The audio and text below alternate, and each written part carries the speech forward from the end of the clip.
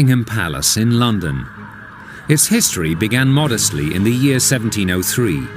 The Duke of Buckingham, John Sheffield, decided to have an austere city residence built.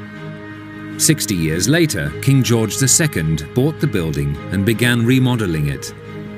He wanted to transform it into a palace. The work was completed in 1837, and Queen Victoria could finally transfer the royal residence here. Today, Buckingham Palace is the official residence and home of Her Majesty Queen Elizabeth II.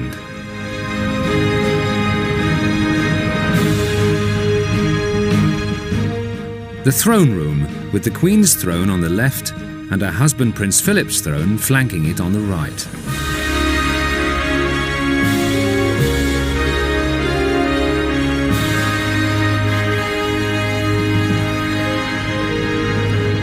Buckingham Palace also has many other representative rooms and reception halls, and over 800 employees.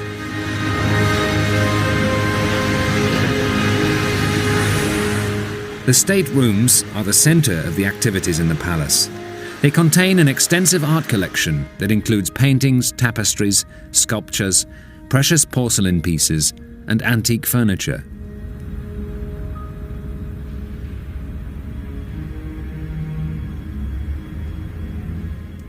Buckingham Palace is one of the few remaining functioning palaces, and yet the structure and the art collection belong to the British state. All foreign leaders who visit Great Britain are initially received here.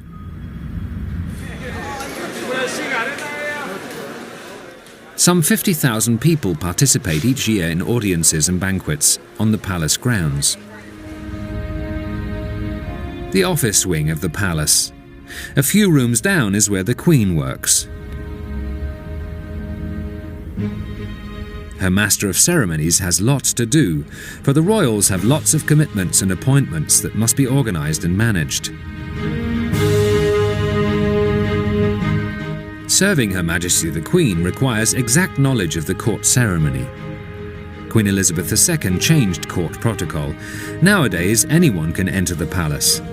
This is no longer just the privilege of the nobility. Every year in August and September, while the Queen resides in Scotland, part of the palace is open to the public.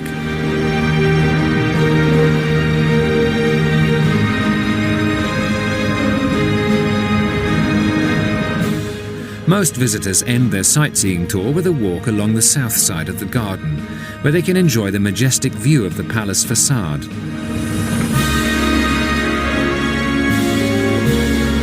Buckingham Palace, a historical monument, modern royal residence, and London landmark.